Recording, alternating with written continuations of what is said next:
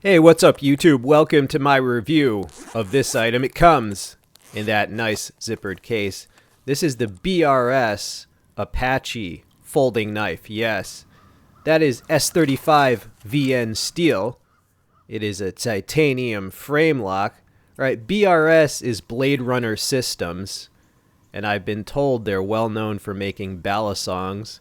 I'll include a link to their website. You want to check them out. They also have a store on Amazon. This knife definitely has more of a modern look to it, kind of futuristic, techy. The blade length is 2 3/4 inches, right? And it also has what they call the pivot collar. That's that red part there. You see the spine side, so that red spacer, right? 2-position pocket clip, right? Tip up, right or left. It's a flipper. It flips out decisively. There you see the lockup. It also has an insert, right, on that lock bar. Yeah, very nice. Check out the ornamental fuller on the blade. I would usually call this type of blade shape a mini barong, which I like. Right, you saw it has a stonewash finish, and I have used this. I have a lot of usage footage coming up, by the way. Hey, who's that guy? Yeah, you like my Mechanics brand gloves? I think I need some new ones. What do you think? Few holes in them.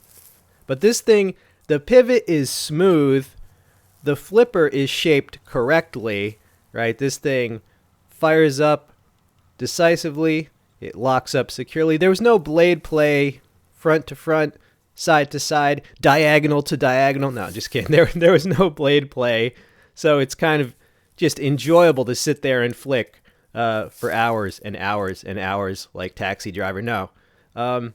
Yeah, that pivot collar, people really like that, by the way. I've been checking out other reviews before this arrived, and I read every comment on all those reviews. All right, I'm going to do a lot of stuff with this. This was sent to me by BRS, right? So when you send me a knife, I promised them I would do a lot of different cutting chores with this. And here is the first one. This is a warm-up. Yeah, because everybody has to cut like 1,000 tiny little pieces off their paracord, right? I mean, you do that every day. No, you don't. All right, yeah, this is just the warm up.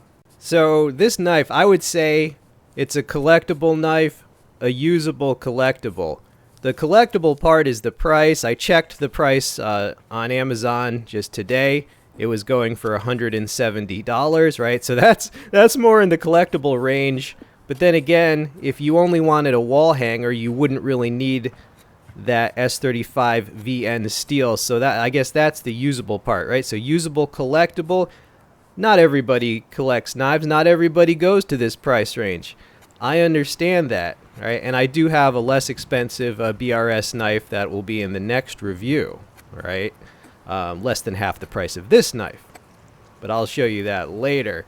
All right, so with this cutting of the paracord, I did kind of rocking cuts. I did push cuts with the part of the belly. I did slicing through. I even did a little side-to-side cutting, and it did pretty well. All right, here it is, Whittling. Now, one thing you should know about this blade, it gets pretty thick pretty quickly just behind the edge. I mean, it comes sharp, but it gets thick quickly. So if you want something that's like a paring knife, that's not this knife, right? If you want something with a grind like a Spyderco Delica, which is quite thin and just full flat, right? That's not this knife.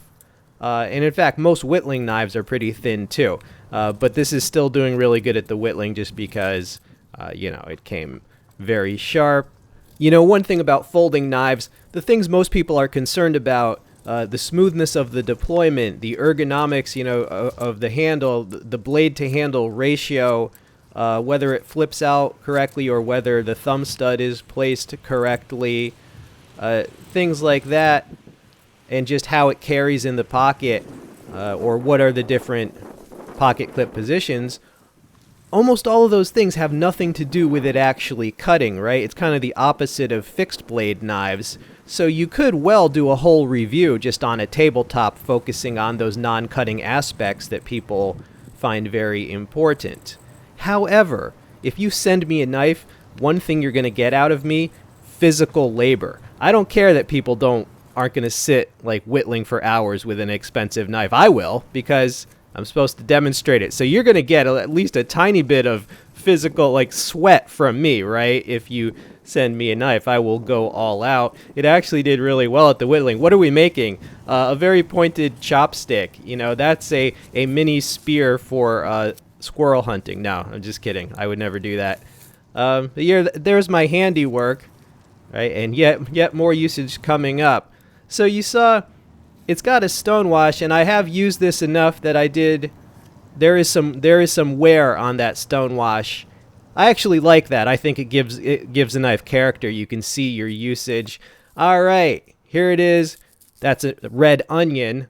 All right, I got some suggestions from viewers saying basically they want to see more food prep, because even if you're not even into knives, everyone pretty much has a kitchen, and everyone has some knives in the kitchen, and everyone has used those knives to cut up some type of food. So basically it's a like universal experience. Like even if you've never gone camping or gone outside or whittled anything, pretty much everyone has cut up some food.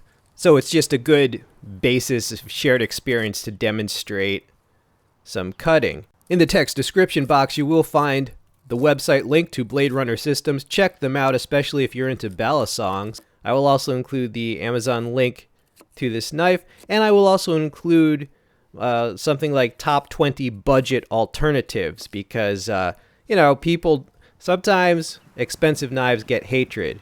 Well, rather than getting into it with you, why don't I just give you my top picks for alternatives that are budget friendly, and then everybody can be happy. You certainly don't need this steel or this price range to be able to just cut things up, but I would never blame anyone for having some nice stuff either. I mean, I don't persecute people for having good fortune or success. That's not this. This ain't the Che Guevara channel, mofos. All right, so this is the utility section of the demo. Now, most folding knives are far inferior to a utility knife for stuff like this. That's why utility knives exist. But I do think it's a good utility demonstration in case you had to cut up some boxes. Like I said, the knife gets thick pretty quickly, right? So it doesn't necessarily glide through, although I was kind of getting the hang of it there. So, and it's very sharp S35VN, so it represents pretty well. So there was more, but you get the idea. Putting some usage on the blade, right? So what are my final thoughts on this? Well, first, size comparison with, this is the second BRS knife I have. This is the Imp Tonto fixed blade.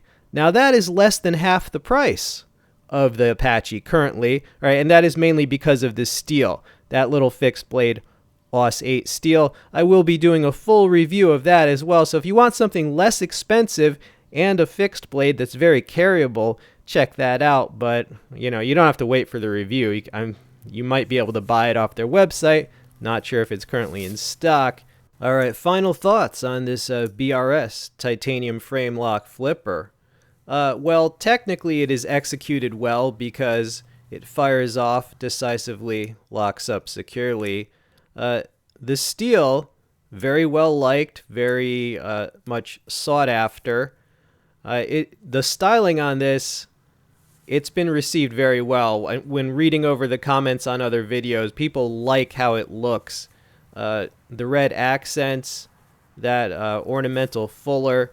This does come in 3 different color combos. This happens to be the one they sent me, but the other ones look pretty sweet as well, right? So that's all good. There's a lot of titanium frame locks, and there's a lot that use this steel, but this has a very distinctive look. So this is for those collectors that want those materials, but also want a different look and a good look. So that's it. Only thing you got to know, as I said, the blade gets thick very quickly behind the edge, so make sure that's what you want. Again, if you want something like with the grind of a Delica, that's not this, but I just want you to know that.